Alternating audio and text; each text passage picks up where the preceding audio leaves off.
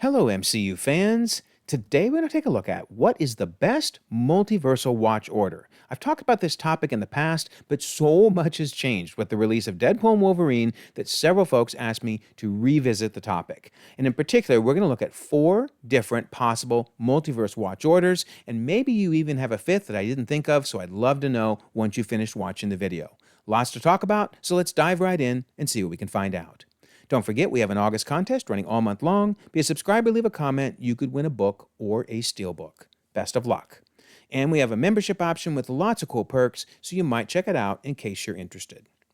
So we're going to look at 4 popular approaches: release watch order, binge watch order, MCU plus post-Loki multiverse watch order, and an integrated timeline watch order. But I will say up front, the best watch order is the one that brings you the most enjoyment. So if I haven't listed your favorite watch order here, then make sure to let me know what it is at the end of the video. I love your feedback. Also, it is important to keep in mind that how you view the creation of the multiverse, well, that's definitely going to impact how you watch the multiversal order. So, many people believe that the multiverse was created at the end of Loki season 1. So once they quit branching, that's what led to the creation of Spider-Man, X-Men, etc. universes. And of course, that means then the tree that Loki created at the end of Loki season 2 would be the entire multiverse. So that's one viewpoint. Another one is that the tree is just 616 and its branches, the what if branches, but that the other universes have always been out there. They were completely separate from the tree, and therefore you could watch those movies earlier in the timeline because they've always been there. So I have an opinion myself. In fact, I've made a video on a history of the multiverse. You can check that out if you're interested. But what I really just want to bring up is how you view the creation of the multiverse will certainly impact how you do your watch order. All right, with that in mind, let's talk about these 4 popular approaches. So first is release watch order. Pretty obvious, right? You watch things in the order they were released. One of the biggest advantages is you don't have post-credit scenes that would spoil you if you were to watch these in timeline order. I mean, I personally prefer timeline order, but I do admit it gets tricky with Captain Marvel, Black Widow, Ant-Man and the Wasp, maybe some of the other movies.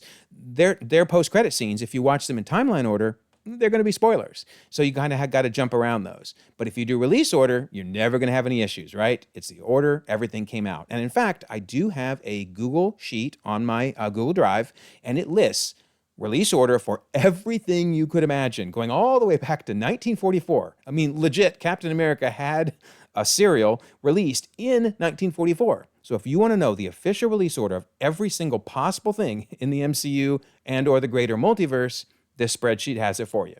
All right, so that's release order. Now let's talk binge watch order. So with binge watch order, it basically says, hey, I'm going to take everything that we know is officially in the multiverse, thanks to Deadpool and Wolverine, like Blade and Elektra and Fantastic Four, and the Spider-Verse movies crossover with No Way Home. So, okay, binge watch them then. So maybe start with Blade and watch all the Blade movies, and then all the X-Men, Tobey, Elektra and Daredevil, Fantastic Four, Andrew, Venom, Spider-Verse, and MCU. So you could pick a different order to watch these, but the key is you just binge them all. But I've heard a lot of people say they watch them before they watch the MCU. The only things you got to watch out for, obviously, are some of the Spider-Verse and Venom movies do cross over with No Way Home. And of course, the final X-Men movie, Deadpool and Wolverine, crosses over with Loki season 2. So there's a couple reasons a strict binge watch order wouldn't work, but I mean, we're talking very, very few things to become an issue. So that's another watch order. If you like the binge watch order, let me know. Okay, so now this is where your view of the multiverse comes into play.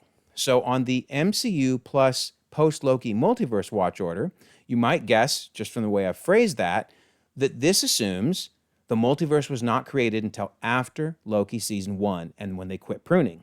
So in that case, you wouldn't watch any of the multiverse stuff yet because you believe it doesn't exist yet, right? In that order.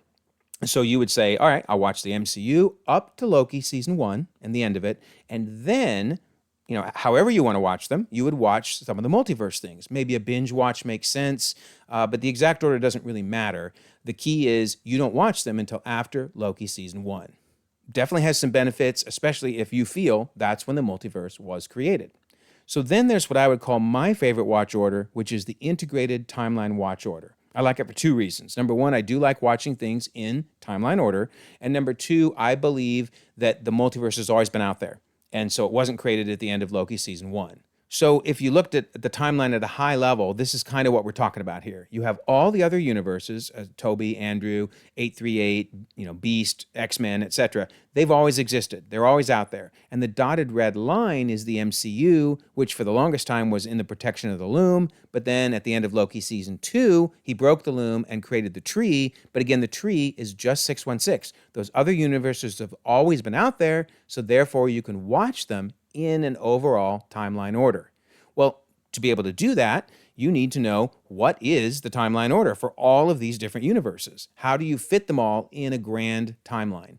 So, to do that, you need to look at each universe and its individual timelines. So I've done videos on all of these different universes. You can check out those videos for details. But here we can see the Spider-Man timeline. I still don't know what to do with Madam Web. It's over on the left because right now it's not connected to anything. But one of the most interesting things about the Sony Spider-Man universe is it seems that every universe has a different present day. If you want to know why Tobey's is listed in 2027 during No Way Home, you can check out that video. It's kind of interesting. But obviously Venom is still in 2020. So each of the Spider-Man, Tobey, Andrew, and then Venom himself, that were pulled into No Way Home were pulled in at different points in their universes, and that's okay. If you think about it, a Spider-Man Noir, that's in 1933. Spider-Man 2099, well, he's in 2099. So Sony has pretty much said every one of these universes has a different present day, and they just cross over with each other's universes at whatever point in time.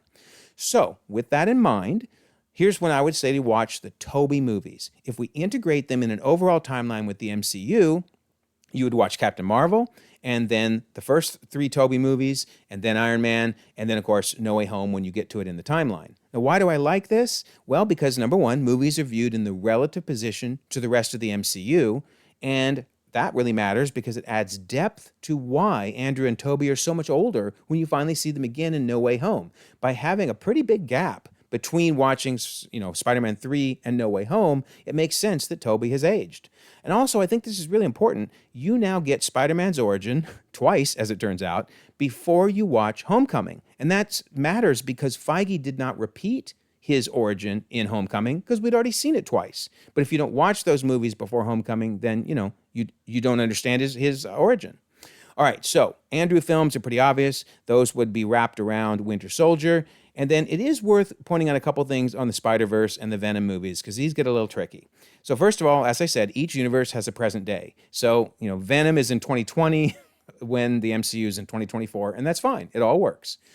So just a little note, but I do think the Morbius post-credit scene is likely caused by the Spider-Verse Collider event and less so by No Way Home, because it just makes no sense. No Way Home should not have sent Vulture to the Morbius universe, but the Collider event could have. And in fact, in Across the Spider-Verse, they kind of imply that. So I love that idea. Then Venom 3's trailer seems to imply that Eddie returned back to his universe right after No Way Home. So I think it's still in 2020, which is just crazy. And then last, I will point out that Across the Spider-Verse should be watched after No Way Home, but that's pretty obvious because it references No Way Home. All right, so now let's look at the X-Men timeline. So again, I have a video that goes over this in detail. I'm not going to go over each of these timeline placements here, but just to talk about how you would watch it integrated with the overall timeline. So let's look first at the original timeline, and let's break it into pieces and put in the MCU, and you can see how it would fit around those movies.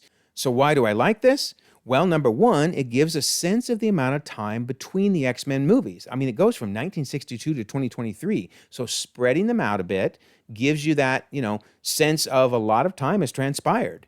Also, it places Endgame and Days of Future Past, which is basically X-Men's Endgame, right next to each other. Talk about a cool doubleheader. Endgame and then Days of Future Past. Wow. And then, this is really important, it introduces you to both Professor X and Quicksilver prior to Phase 4. Because you obviously have what appears to be Quicksilver showing up in WandaVision, and of course Professor X shows up in Multiverse of Madness. So I really like watching them in this order. So what about the rest of the X-Men movies? Well, Legion, you can pretty much watch it anytime you want. We really don't know when that takes place, and it's often a separate timeline anyway. But the rest of the X-Men movies should be watched after Days of Future Past, other than Deadpool and Wolverine, and we'll get to that in a minute. Logan may occur in the far future, but you should watch it prior to Deadpool 2 because Deadpool 2 obviously has spoilers for Logan. And for that matter, No Good Deed has an Easter egg for the Logan movie and should be watched after Logan. So when you watch Logan, No Good Deed, and then Deadpool 2, it really works out well. And then, of course, Deadpool and Wolverine should be watched after Loki Season 2. And I will add just a little bit more on how Deadpool and Wolverine fits in relation to Loki Season 2. So we know from the MCU timeline, Loki Season 2 is after the Marvels. And in the MCU, the Marvels is in November of 2026. Yet somehow, Deadpool and Wolverine is happening in October of 2024. How does that happen? Well, we kind of touched on this actually with the Spider-Verse movies, that you can have different present days. So what that's basically saying is when Paradox grabs Deadpool from his universe, he grabs him from 2024. I know it's a little confusing, but it actually does all work, and it's why trying to put this all in timeline order is tricky but rewarding in the end. So, I have done timelines for all of the other characters that show up in Deadpool and Wolverine. I won't go into fitting these into the overall timeline. I think it's pretty obvious at this point. But here are the Blade movies. And again, I have a video on this if you want more detail. Here is Daredevil and Elektra's timeline. And here's the Fantastic Four timeline. Now, I do believe that the 2015 version of Fantastic Four is in a separate universe, but I went ahead and did the timeline for all of them in one video, so they're all together. Then, Punisher didn't show up in Deadpool Wolverine, but the Russian did, and the Russian was one of Thomas Jane's villains. So I did put together a timeline for the Thomas Jane version of the Punisher. And then I was really hoping maybe we would see Eric Bana's Hulk. We didn't, but I bet we're going to see him in Secret Wars. So I do have a timeline video for those, and I have a timeline video for Ghost Rider because I am certain he will be showing up in Secret Wars. Rumor was Nick Cage almost showed up in Deadpool and Wolverine. So I do have a timeline for his movies and video game. Then lastly, I do have every single multiverse film, as you saw earlier, listed in that Google sheet. So basically, going all the way back to 1944, here's everything that's ever been. This is the first page of it, at least. And I am still going to do a timeline video on Nick Fury, Agent of S.H.I.E.L.D., if I can find that thing, because I could totally see David Hasselhoff showing up in Secret Wars as Nick Fury. That would be epic. I will try to do one for Howard the Duck, but honestly, I do not see them tying back to this movie. It's a totally different Howard the Duck that's in the MCU. All right, so then the second page of all the multiverse films, going all the way to 2023, I have done the timeline videos on Ghost Rider, and I do think we're going to see him in Secret Wars, and I did the ones on Hulk, as I mentioned. I do still plan on doing one on Man-Thing, assuming I can find it, and on R.I.P. Ray Stevenson's Punisher Warzone. So, and then also, don't forget, man, don't sleep on Moon Girl. Moon Girl is so good. It is well worth your time checking it out. And I do think it may end up tying into Secret Wars. So, don't forget, I do have this Google Sheet out there. And this does have, in addition to release, which I discussed earlier, it has timeline order as well. So you can see when everything fits in the timeline across the entire MCU. And then this is how you can sort it both ways. You can sort by release order or by timeline order. And you can even create views. So if, for instance, you just wanted to see the multiversal movies and multiversal games, here they are. Tons of them on the spreadsheet, lots to look at, really fun document. So make sure to check that out. I will leave a pinned comment so you can find it. And so, yeah, these are the 4 approaches that I talked about in this video. But as I mentioned, I want to know if you have a 5th, maybe a 6th. Let me know your favorite way to approach a multiverse watch order. So many ways to enjoy the MCU. All right, don't forget, be a subscriber, leave a comment. You could win a book or a steelbook. And, of course, we have that membership option in case you're interested. And then I always love to mention the Discord. Here we are talking about watch orders on the, no surprise, right? On the Timelines chat. Lots of conversation about the timelines. We have 1,600 members in the Discord. They're global, across the globe. So conversations are happening 24/7, and we would like you to be part of it.